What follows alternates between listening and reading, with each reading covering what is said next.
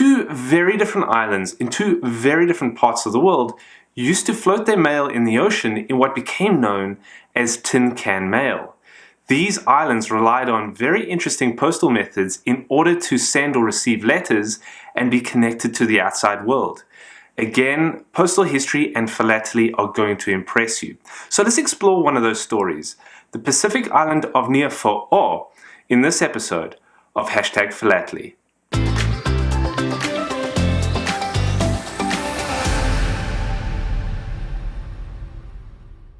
The most well-known example of floating mail in the ocean took place on the Tongan island of Niuafo'ou, a small Pacific island that is some distance from the main group of Tongan islands, situated between Fiji and Samoa. This island is a fascinating paradise. It's shaped like a donut because it is the caldera of a volcano. The center of the island comprises of two freshwater lakes, and in those lakes are more little islands. With a diameter of 4 miles, this island is covered in thick vegetation, which is known to have amazing coconuts, and the island's coastline includes almost no beaches. It's a steep rocky rim that lifts the island up 390 feet or 120 meters above the water, so it's an elevated island. And because of its topography, there are no natural harbors for a boat to safely visit the island. Even rowing boats had difficulty approaching. Oh, and I should mention that there are also sharks. Now, of course, because boats could not access this island, it was cut off from the postal routes that serviced the rest of Tonga.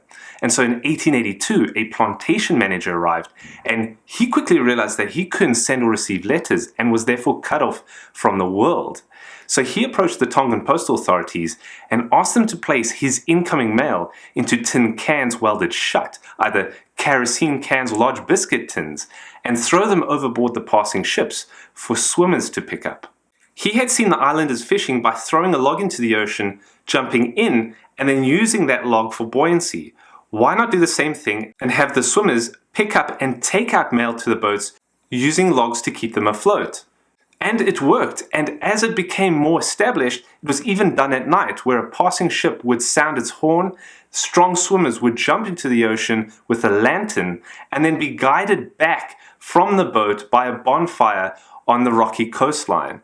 It was pretty dangerous stuff, as it wasn't a short swim to the boats, sometimes taking the swimmers several hours in treacherous waters.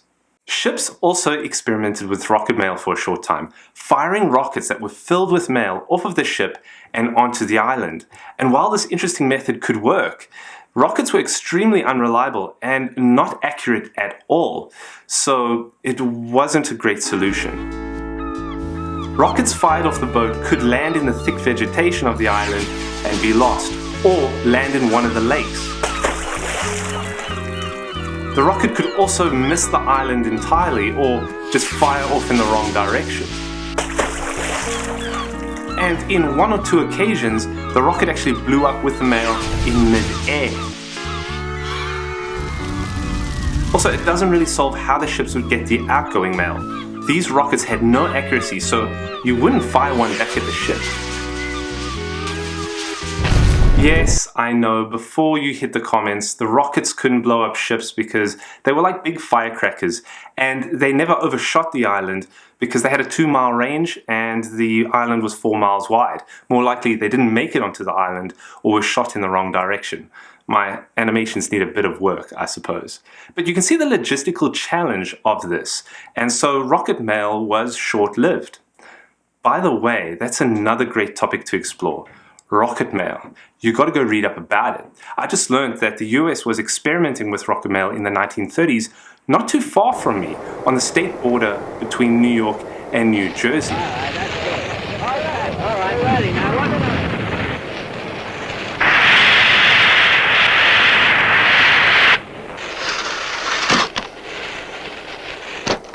Anyway, this isn't a video about rocket mail, this is a video about tin can mail. So back to the island of Niuafo'ou, because in the 1920s, this special postal service began to pick up.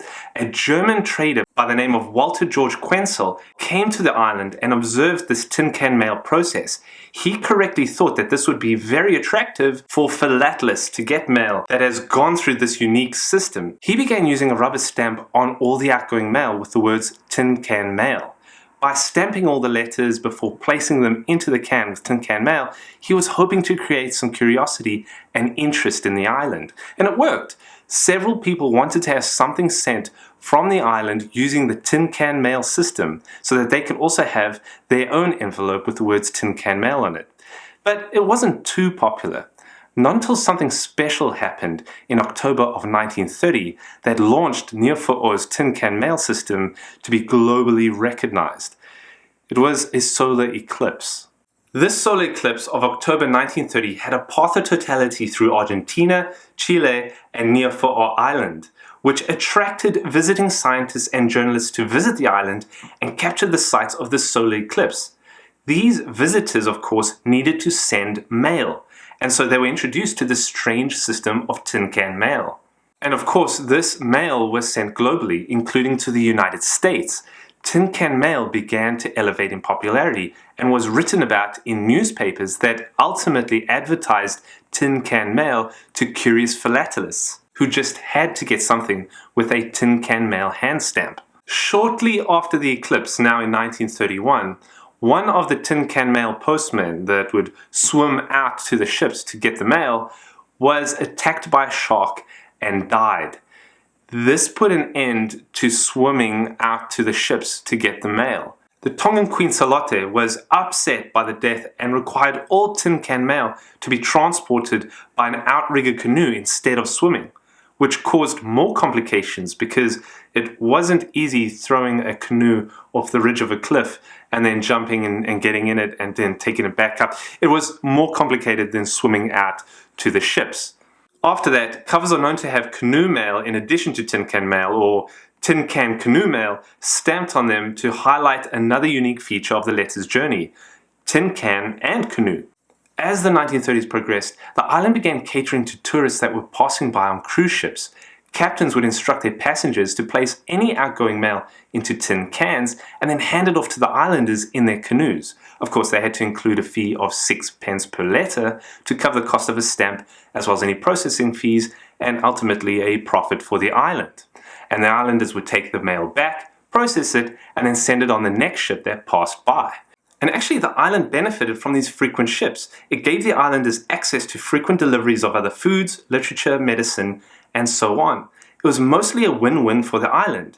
And yes, this is a gimmick at this point. Philatelists deliberately sending mail for the purpose of creating a collectible item. But it was still the way that the island actually sent and received mail.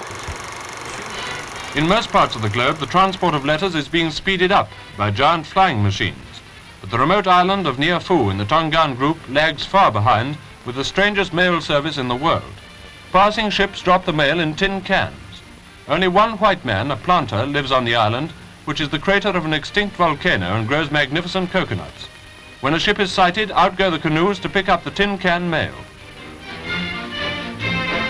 Imagine the value of that tin to the solitary planter ashore. It's his only contact with the outer world, and he may wait weeks before another comes. As you can see, this Tin Can Mail thing worked out really well and was popular. But there was something that newsreel got that was wrong. Which is the crater of an extinct volcano and grows magnificent coconuts. Yeah, no, it was not extinct. It erupted in September of 1946. The eruption caused the islanders to evacuate and not return to the island for 12 years.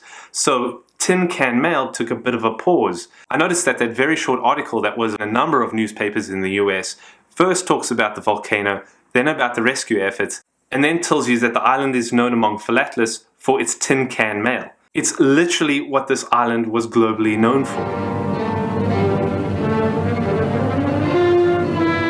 A volcano erupting in the middle of the Pacific Ocean is filmed by a marine cameraman on air patrol. The tiny island of Niuafo'ou almost blotted from view as rivers of red-hot lava send huge clouds of smoke billowing skyward.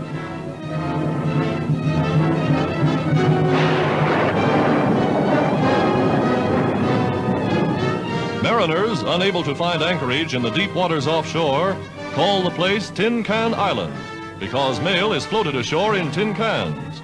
In 1962, Tin Can Mail did start up again as the island was being repopulated, and some cruise ships were stopping by to take part.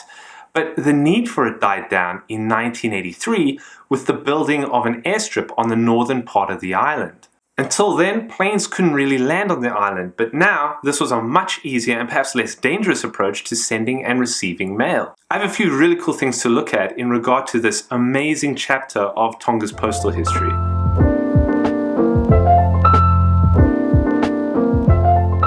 The first is a philatelic cover from 1934. This is a souvenir from the passing ocean liners that operated in the Pacific.